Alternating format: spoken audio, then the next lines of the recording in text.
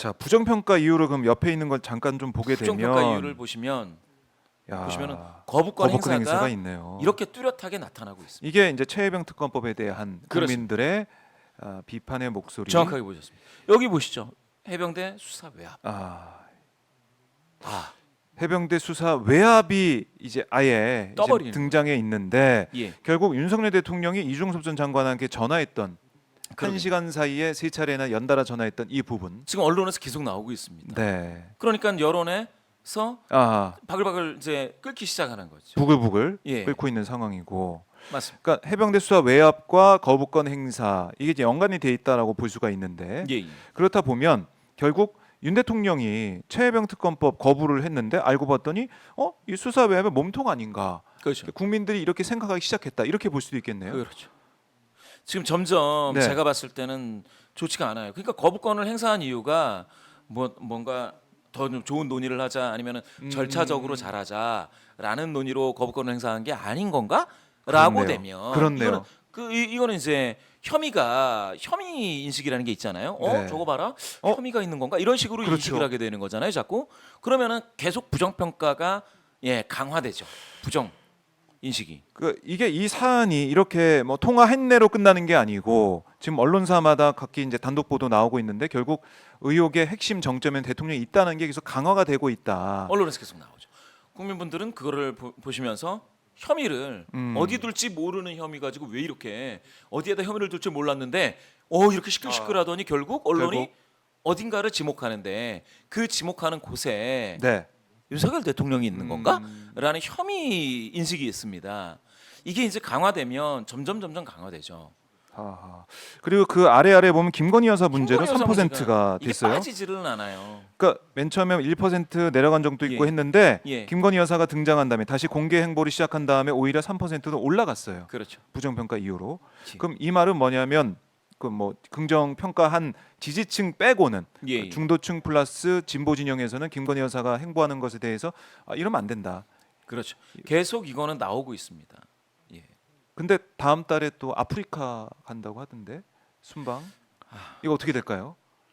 글쎄요. 제가 참 거의 뭐 이제 말씀드리기 답답한데 지지율에 마이너스가 예. 될 가능성이 크다라고 볼 수가 있겠네요. 이렇게 보면. 과거에 예. 모든 그 뭡니까 필리핀에서도 그랬고 예전에 화려했어요. 화려했지만 결국 그 화려했다고 해가지고 네. 모든 걸 감출 수가 없게 되기 때문에 잘하는 게 중요한 거예요. 화려하게 다니는 것보다. 저는 그래서 김건희 여사의 이 문제가 이렇게 언급되는 거는 이거는 보수 쪽에서 보면 굉장히 큰 아하. 굉장히 큰 문제예요. 이 리스크예요. 리스크. 예.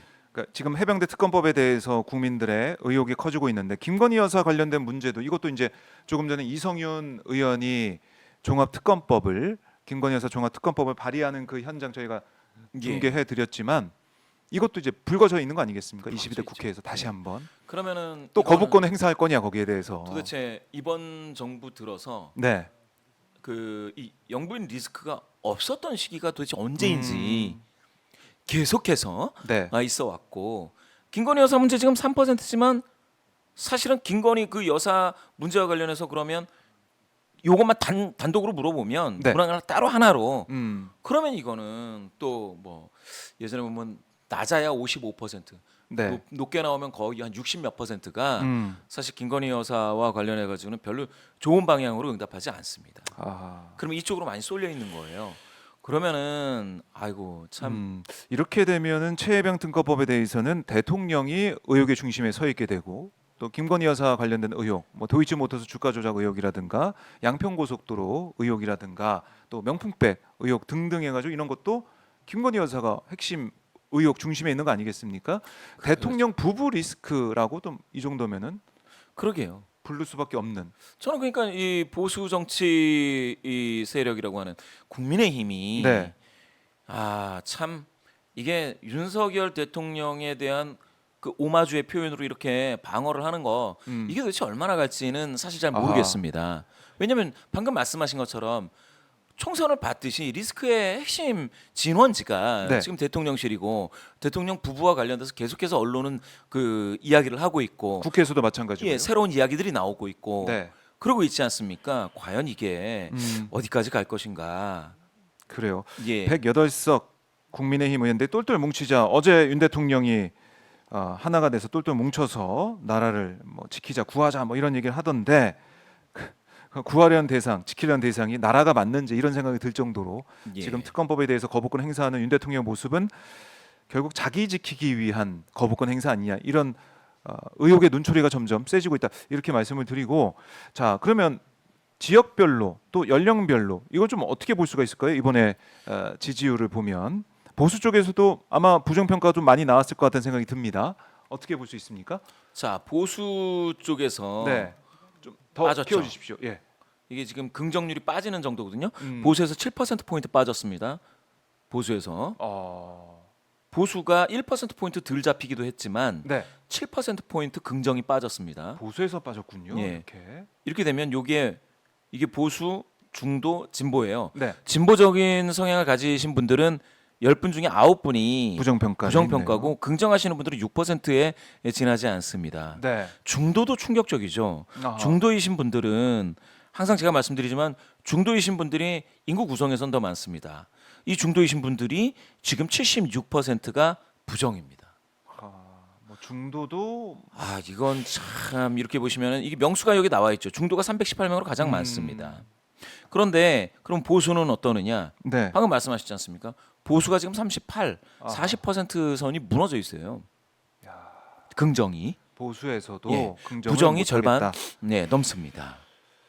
저희 김성현님 그 시청자께서 보수가 돌아섰다 이렇게도 댓글을 달아주셨는데 그렇죠. 이렇게 말씀을 드려도 될 것 같네요. 보수가 돌아섰다. 보수가 맞습니다. 마음 둘 곳이 없고 보수 성향이신 분들 중에 많은 분들이 지금 응답을 좀 안 하고 계셔가지고 여기 보시면 네. 지금 이게 지금 보수 정부 하에서 진보 성향이신 분들이 샘플링이 더 됐죠. 지금 283명, 보수 성향이신 분들이 269명. 이게 이제 샘플링은 이거고 이제 가중을 주니까 이렇게 됐다는 건데 네. 이거를 보시면 벌써 보수 성향이신 분들이 침묵의 나선의 안쪽을 타고 지금 들어가고 있습니다. 지금 그런 현상이 계속 나타나고 있습니다. 총선 후에 계속 나타나고 있습니다. 참. 그러면 이게 더 강화가 될 가능성이 지금 높은 거 아니겠습니까? 지금 보도가 최혜병 사건 관련해 가지고 이종섭 장관과 윤 대통령이 통화를 했고 또 이종섭 장관과 대통령실의 사람들 또 김용현 뭐 경호처장도 많이 통화했었고 여당 의원들 통화했었고 정부 인사 통화했었고 그러니까 통화 기록이 나오고 있어요. 내용은 뭐 아직 모르지만 기록이 나오고 있기 때문에 국민들의 생각은 정말 이거 뭐가 있나 보네. 뭐가 있어서 그럼 뭐 정말 쫄려서 뭐가 나올까봐 거부권 행사한 거네. 이런 인식이 점점 강화가 될 것이고 이게 부정평가 상승으로 이어질 수밖에 없다. 긍정 하락으로 이어질 수밖에 없다. 그러면 종합해 보면은 21에서 10%대로 넘어갈 가능성이 크다. 지금 대통령실에서 아주 비상한 조치를 취하지 않으면 지금 분위기로 봐가지고는 추가 하락할 가능성이요 반등할 가능성보다 높다고 봐야 됩니다. 두 가지인데요. 방금 말씀하신 것처럼 아까 이성윤님이라고 하셨나요? 네, 이성윤 의원. 예, 이성윤 의원 지금 예, 지금 그 안에 댓글 주신 분 댓글 주신 분 김성현님이 보수가 김성현님. 돌아섰다. 김성현님께서 예. 그게 하나 이유입니다. 왜냐하면 어느 정부나 든든한 자기 지지층이 있어야 되거든요. 그게 한 계층으로 이렇게 있는 건데 보수 성향자, 국민의힘 지지자, 네. 그다음에 대구 경북 거주하시는 분들, 그다음에 고령이신 분들 요 사이에서 40%가 다 무너져 있어요. 네. 심지어는 위에 보시면 연령대죠. 네. 연령대에서 이게 연령대. 60대에서 긍정률이 30, 70세 이상도 49인데 절반이 안 되죠. 네. 예. 여기 보시면은 대구 경북 35입니다. 대구 경북도 40% 35. 무너져 예. 있고. 이게 다 무너져 있죠. 네. 자, 요 상황을 보시면은 어떤 게 되느냐? 지금 뭐 가장 큰 캐스팅 보트를 쥐고 있는 충청권에서 22, 인구가 가장 많은 경기권에서 18, 네. 서울에서 17 나왔어요. 이런 정도의 수치라고 한다면 아까 김성윤 시청자분께서 말씀 주신 이게 보수가 돌아섰다. 그러니까 그 중에서 분산되고 있다. 보수가 마음도 꽃 없는 분들이 점점 많아진다. 이게 하나가 가장 크다고 볼 수 있겠고요. 네. 두 번째 이유로는 쓸 수 있는 카드를 많이 썼어요. 야당 대표도 만났고 그렇네요. 언론인들한테도 저 뭡니까 이 김치찌개 친화적인 예. 예, 제스처 김치찌개와 계란말이 네. 뭐 이런 것들이 있었죠. 어. 그런데 예 백약이 무효입니다 지금. 백약이 무효다. 예 백약이 무효입니다. 쓸 수 있는 카드가 없다. 카드가 없어요. 외교 나가서 화려하게 또 보여줬죠. 백약이 무효입니다. 그러니까 왜 해외 순방을 가게 되면 그 요즘에 안 보여준 거잖아요. 해외 예. 순방을 가게 되면 이게 또 카드가 될 수 있습니까? 어떻습니까? 어렵다고 봅니다. 어렵습니까? 예 뚜렷한 무엇인가가 있어야 됩니다. 가서 뭐 우리가 대접받고 우리 예. 국격을 높이고 이런 걸로는 안 된다는 거네요. 그 정도 국격으로 안 되고 네. 예전에 이제 김대중 전 대통령께서 일본에 갔을 때 일본 일왕이 머리를 조아리고 술을 따랐었지 않습니까? 아, 그 정도가 되든가 아니면 뭐 예. 문 전 대통령 그 저 누굽니까 미국 가가지고 미사일 사거리 해제 뚜렷하게 가져온 게 있잖아요. 성과를 가져오던가. 예, 몇 글자 안 되는 글자로 표현할 수 있는 뚜렷한 성과. 아, 이런 것들이 이명박 대통령이 예전에는 당시에 뭐가 있었느냐면 원전을 수주했다. 또 뭐 이런 얘기가 있었는데요. 뭐 전투기를 네. 팔았다 뭐 이런 게 있었는데 그게 약간 MOU 수준이었습니다. 그때는 굉장히 크게 홍보를 했는데 나중에 보니까 그게 실질적으로는 아주 크지 않았나 막 이런 얘기들이 많이 왔다 갔다 했거든요. 네. 그러다 보니까 MOU 수준에서는 지금 그 학습 효과가 있어요. 국민 많은 분들께서 아이씨 이걸로는 흡족하지가 않은데 이렇게 될 가능성이 있기 때문에 뭐 UAE와 뭐 MOU를 체결했네 뭐 이런 것들이 국민분들이 약간 시큰둥할 수가 있습니다. 아. 그러니까 확실히 손에 잡히는 뭔가를 가져와야 되는데 제가 봐서는 그럴 만한 거리가 지금은 없어요. 제가 예전에 한번 말씀드린 게 있는데 네. 일본하고 제7광구 개발을 들어간다. 공동 개발인데 우리한테 프리미엄이 있다. 네. 요거 하나. 아유, 근데 뭐 그거는 일본이 국군을 걸고 예. 제7광구 개발에 들어가줘야죠. 근데 이번에 보지 않았습니까? 한중일 정상 회의 때 보지 않았습니까? 라인 사태도 이거 외교적으로 풀 문제가 아니다 이렇게 얘기하고 있으니까. 그러게요. 지금까지 일본하고 유화 제스처가 됐다면 분명하게 무엇인가 성과로 뭐 하나도 없어요. 손에 그립감 있게 딱 잡아줘야 되거든요. 하나도 없습니다. 근데 지금 이게 안 보이니 예. 많은 국민분들께서 그러면 외교로서 얻을 수 있는 거 그게 대통령만의 골을 넣을 수 있는 찬스지 않습니까? 프리미엄이죠, 대통령. 그렇죠. 프리미엄. 대통령밖에 그거는 네, 못 해낼 하죠. 수가 없잖아요. 네. 그런데 없어요. 없다. 예.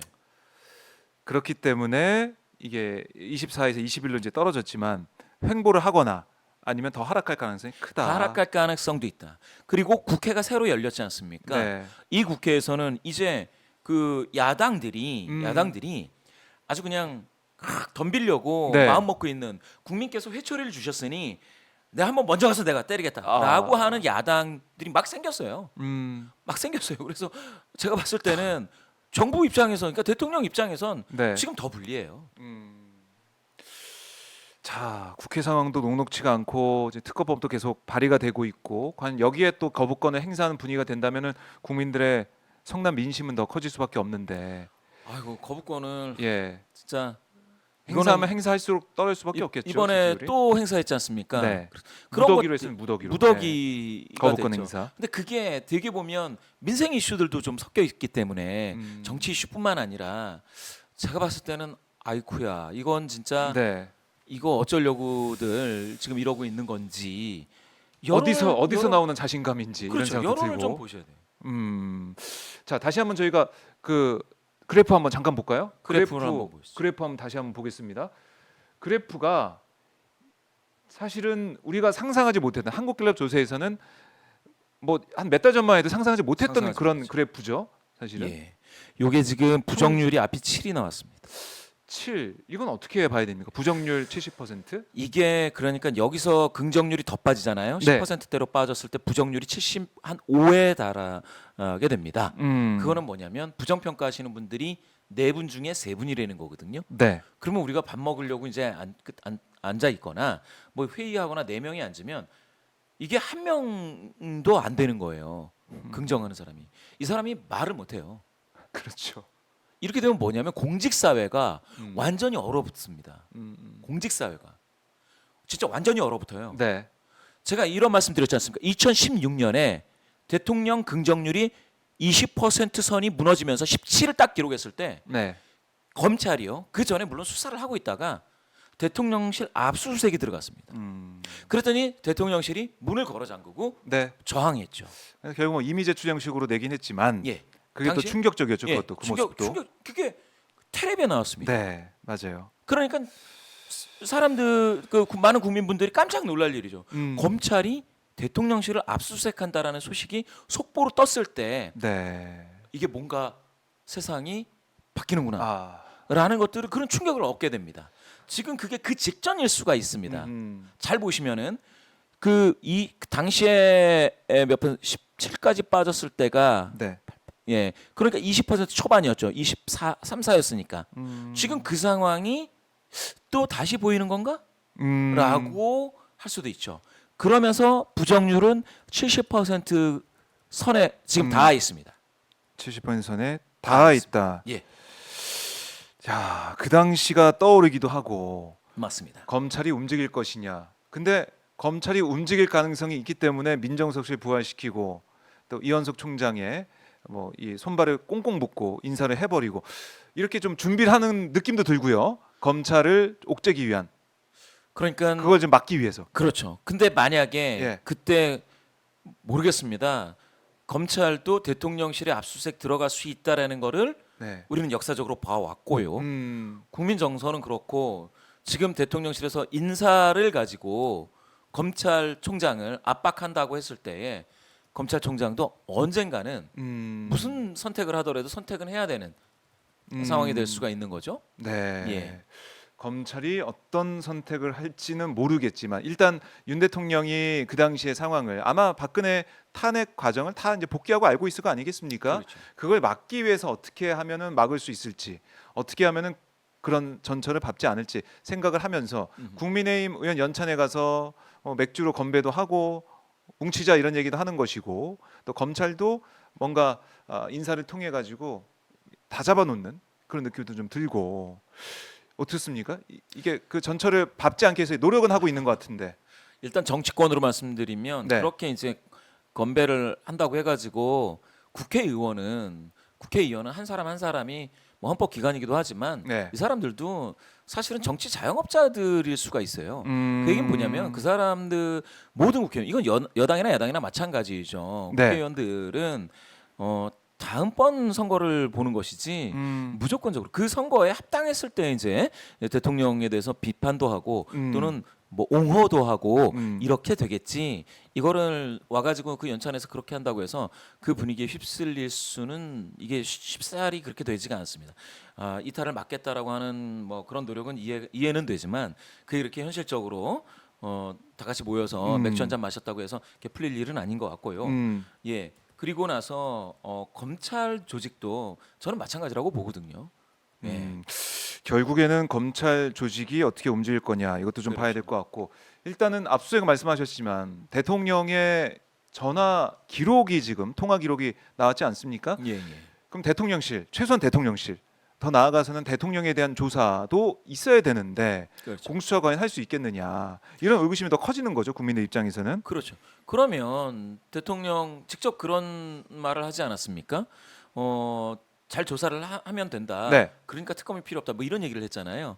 그 조사 다 하는 거 보고 그 다음에 해도 된다. 그 다음에 뭐 잘 안 되면 네. 나서서 특검 하라고 내가 하겠다. 뭐 이런 얘기를 했는데 만약에 그 말이 진실성이 있으려면 네. 그러면 검찰에서 대통령실 누구라도 또는 대통령 본인이라도 와서 좀 얘기 좀 듣겠다라고 했을 때 네. 그러면 먼저 발벗고 나가야 돼요.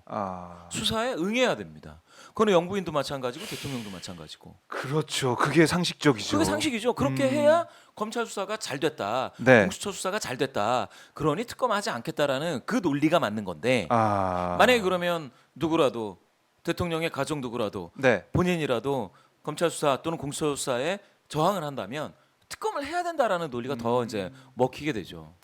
그렇네요. 그러니까 당당하다면 그렇죠. 본 제출하고 예. 조사받고 예. 이런 프로세스가 이루어져야 되는데 그게 안 되고 있다 보니까 그렇죠. 국민들은 더 이상 못 믿겠다. 그래서 부정평가 이후에 공정하지 않음이 나와요. 아니 이게 공정과 상식을 가지고 시작된 정부인데 네. 공정하지 않음이 나온다. 라고 하는 것들은 한번 진짜 이거는 이 정부를 네. 이 정부의 성립 자체 윤석열 정부의 성립을 뒷받침했던 그러한 시대 정신이 지금 많은 국민분들은 아 이게 음. 아닌가 보다, 공정하지 않은가 보다에 지금 말씀하시는 분들이 있습니다.